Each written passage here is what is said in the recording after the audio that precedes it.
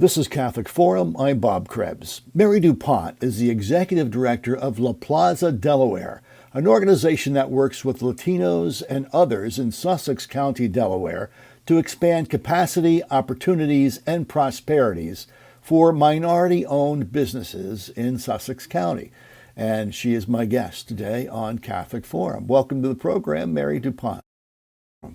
Thank you. I'm very honored to be invited. Yeah, we're going to be talking about your organization and all the good work that it does. Before we do that, though, tell me a little bit about yourself, if you would, please. Well, I moved to Sussex County during COVID full time. But for most of my career, I worked statewide in Delaware in the nonprofit sector. I have always been focused on issues related to what I call financial empowerment, helping people to realize their full potential and to have access to the incredible resources and opportunities that we all have in this country. And my focus has always been working in communities of color, where there's been a lot more struggle around trying to make those connections and being able to realize the American dream. So this has been a passion for a long time for you, yeah? Yes, it has been. So what is La Plaza, and how did they get started? So when I moved to Sussex County, I basically left my former job with the state of Delaware, where I worked on a statewide financial empowerment strategy with Governor Markell. And I had traveled around the state throughout my career, back and forth, so I was very familiar with Sussex. And something that I noticed for a long time coming down here, I would go to Georgetown typically for meetings and events. And I noticed over the years that there were a lot of new residents in Georgetown, new people walking down the street, Latinos, you can clearly see. They look different than, the other community members, whether they're black or white. And so they were easy to distinguish. And I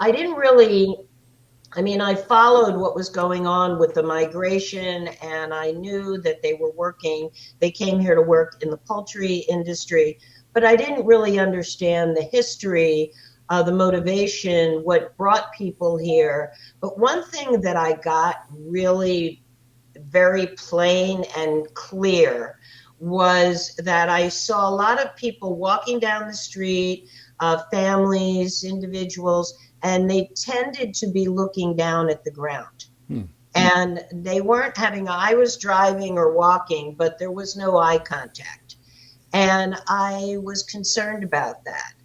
I'm a people person, and I'm in the nonprofit. I've worked with a lot of people over the years, and there was something that was heavy on my heart. Just looking and wondering what's going on here. There's some sadness, or basically what it occurred to me was that they did not want to be seen. They didn't want to be recognized or acknowledged. And by looking down, they were able to have a way to be invisible, or to basically disengage from other people. And so that was something that stuck in my mind. And then I also noticed, again, just from being in Georgetown, I noticed a lot of little businesses popping up here and there. Little stores, little restaurants, tiendas that sold all kinds of goods from Central and South America.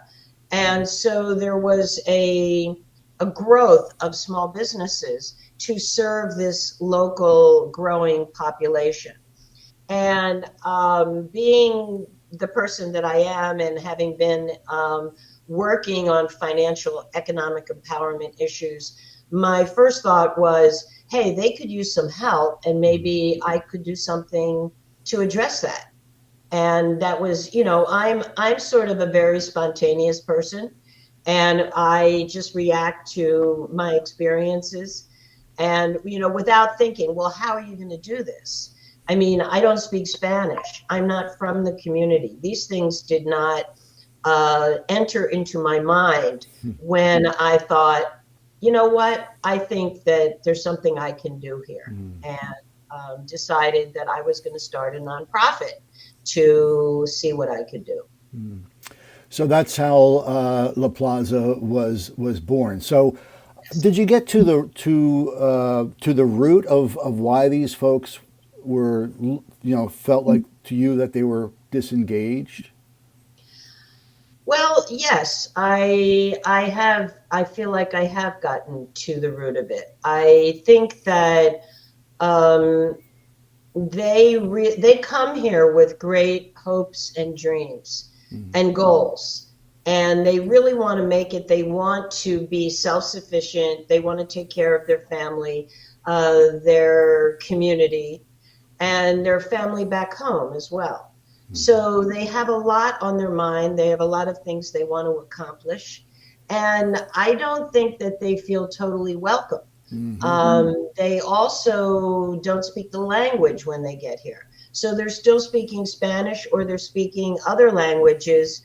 A lot of them are from indigenous communities in Guatemala and Central America, Mexico. And there's hundreds of other languages that they grew up with, as well as Spanish came after. So Right.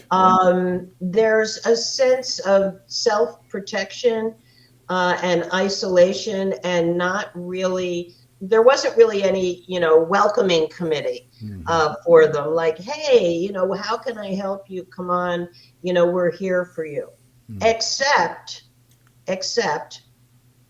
St. Michael's and the church. And there was 3 sisters who came to Georgetown, who were from Spain, I think.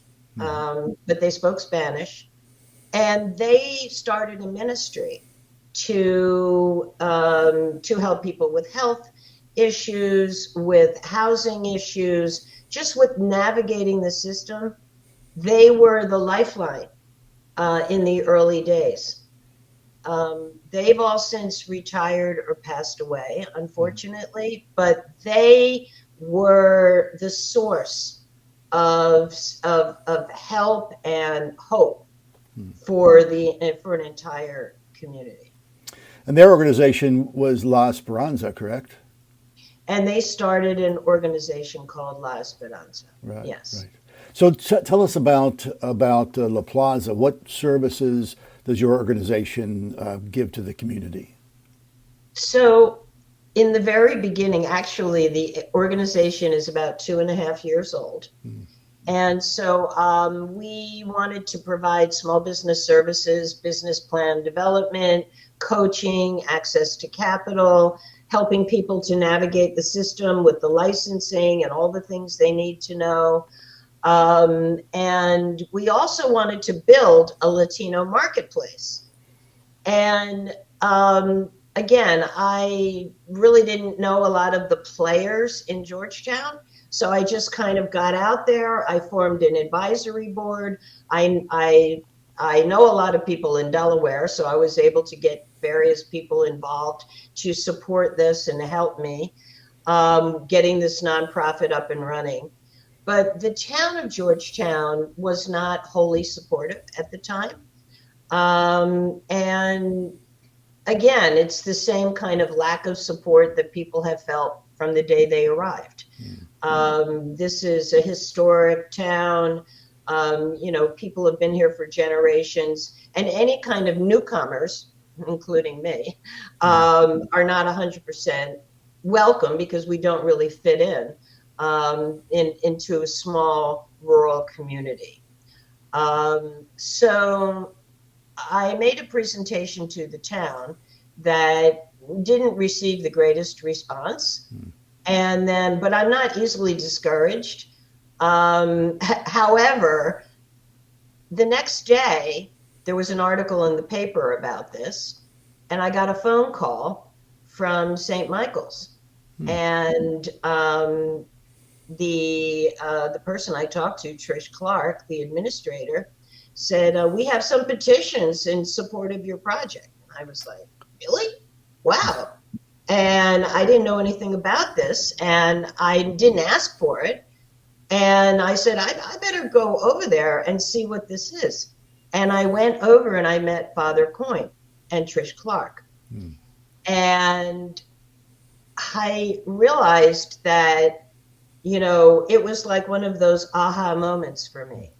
That if, there was so much isolation and so much separation between me and us and the community, but the church is a place where people are safe, they feel comfortable, they are secure.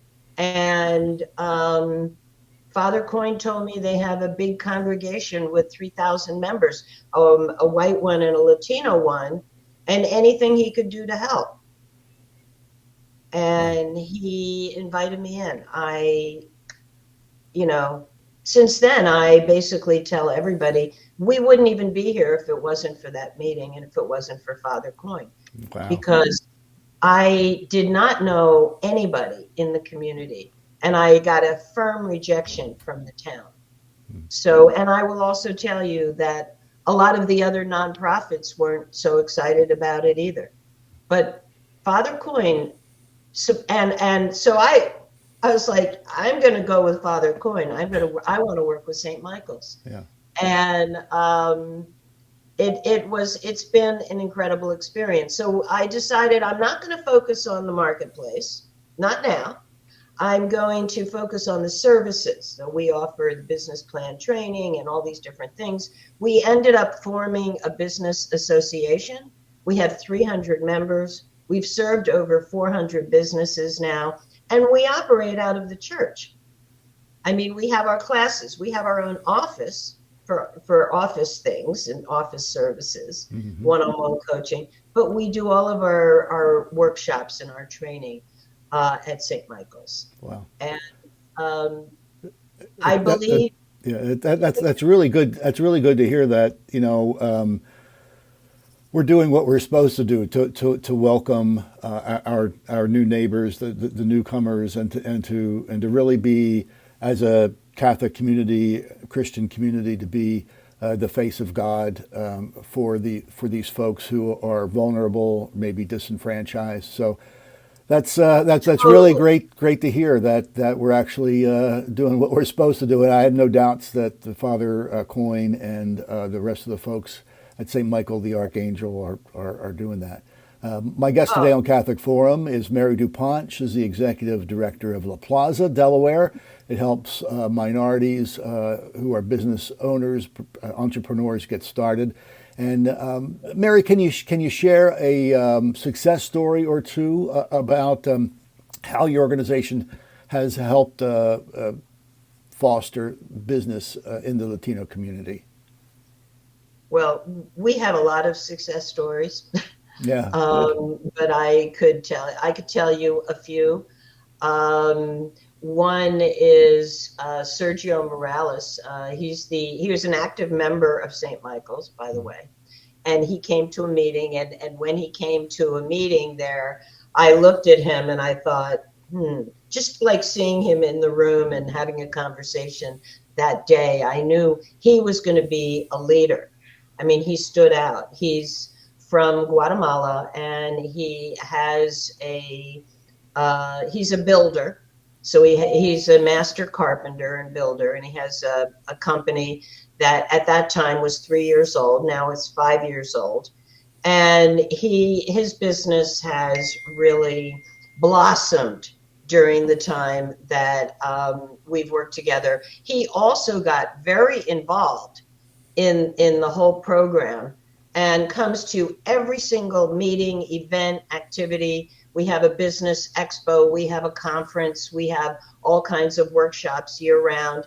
He's the president of the Delaware Alliance of Latino entrepreneurs, which is a group that we formed with all of these businesses so that they can stay connected. Because being connected is so much better than being alone. So Sergio is the leader of that, and he's also doing incredibly well in his business. And we are about to build actually the marketplace, and he's going to be playing a major role. So we want to make sure that the marketplace is Latino built with our businesses. And another one, Maria Vasquez. She has a shop in Georgetown called Luli's Creations. She started out in her home. She had a tragedy in her life. Her husband was killed in a construction accident, left her with a child, and she needed to do something. And she was really good at making flower arrangements and doing things with balloons. And she started taking classes and learning about all this. And now she has her storefront in Georgetown, and it's incredibly successful. She sells out. She just markets on Facebook. She puts up pictures of her arrangements, and people flock to it. And we're getting, Sergio knows that it's important to interface with, the white community, as they call us.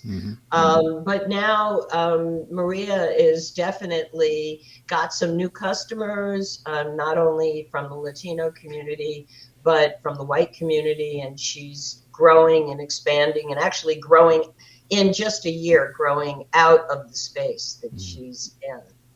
I mean, I could go on and on because we work with over 300 businesses through Dale. But you want more? No, I mean, I think 300 businesses, and they're Latino owned in Sussex County. I think that is just incredible. What are some of the common obstacles that the entrepreneurs that you work with face? The common obstacles are the language and the cultural barriers. I mean, if I moved to Guatemala, I would not know where to begin I don't speak Spanish. I don't know what the rules are, what the government says about, being official. And when they come here, it's the same thing. They really need to learn the ropes. And we go through all of that in detail in our classes. But these are major barriers. I see that one thing, learning the ropes, about the legal aspects, the permitting, the licensing, all the things you have to do in order to be legitimate. And the other thing is connections. I mean, I tell them all the time, I'm like the voice from the other side, but I tell them all the time, hey, Americans, we get together and we network. We pass out business cards. So we do a lot of, joint networking events with different business associations. And we're having one coming up with the Georgetown Chamber. And we recently, over the holidays, we had a big one with ABC, Associated Builders and Contractors. And we train how to dress, how to have your business card, how to say, hi, I'm Mary DuPont, I do this.